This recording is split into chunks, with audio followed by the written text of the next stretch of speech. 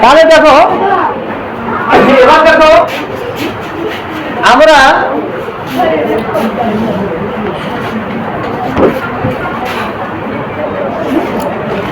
আমরা কি কি শিখলাম, যে ন্যারেশন কাকে বলে, ন্যারেশন কত প্রকার, এবং ইনডাইরেক্ট ডাইরেক্টে কি এটা জানলাম, এবং একটা সেন্টেন্সকে প্রথম অংশটা কি, তারপর অংশটা কি, তারপর অংশটা কি। তারপরে ইনডাইরেক্ট ন্যারেশনের সময় আমাদের লিঙ্ক আর ওয়ার্ড একটা নতুন কথা এখানে আছে, যে কমা উঠে গিয়ে দ্যাট বসবে, লিঙ্ক আর ওয়ার্ড দ্যাট, তারপরে রিপোর্টিং স্পিচ সঙ্গে বসবে। তারপর দেখো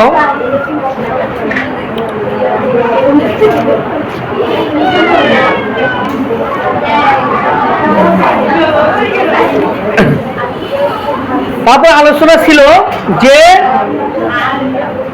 1 নম্বর টেন্সের সঙ্গে কয় নম্বর টেন্সের সম্পর্ক আছে, 5 নম্বর। তাহলে প্রেজেন্ট ইন্ডিপেন্ডেন্ট থাকলে ডাইরেক্ট ন্যারেশন যদি প্রেজেন্ট ইন্ডিপেন্ডেন্ট থাকে, তাহলে ইনডাইরেক্টের সময় পাস্ট ইন্ডিপেন্ডেন্ট টেন্সে রূপান্তর করতে হবে। যেমন এখন দেখো, he said I am well, he said I am well, এটা একটা আমরা লিখতে পারি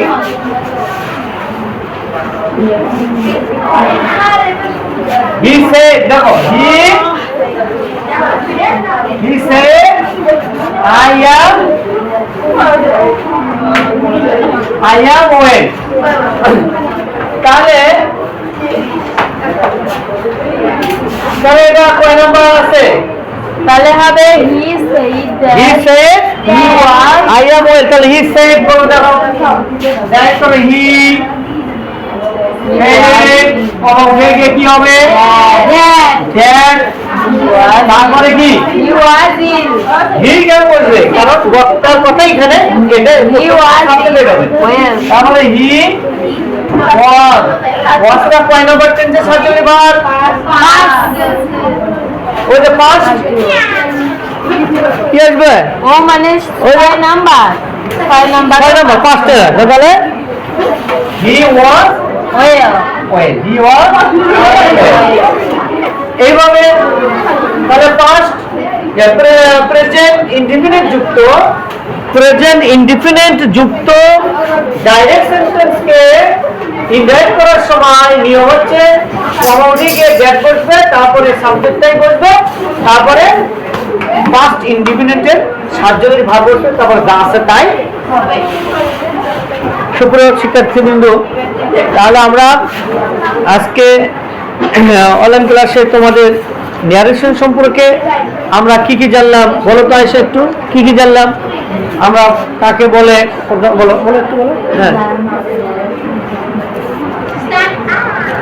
বলো।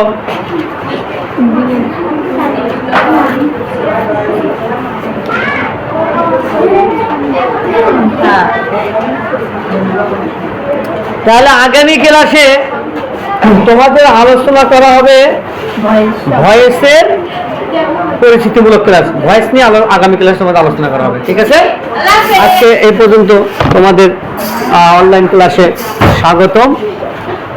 তোমরা সুন্দর সুশৃঙ্খলভাবে এই ক্লাসটা করার কারণে তোমাদেরকে অসংখ্য ধন্যবাদ।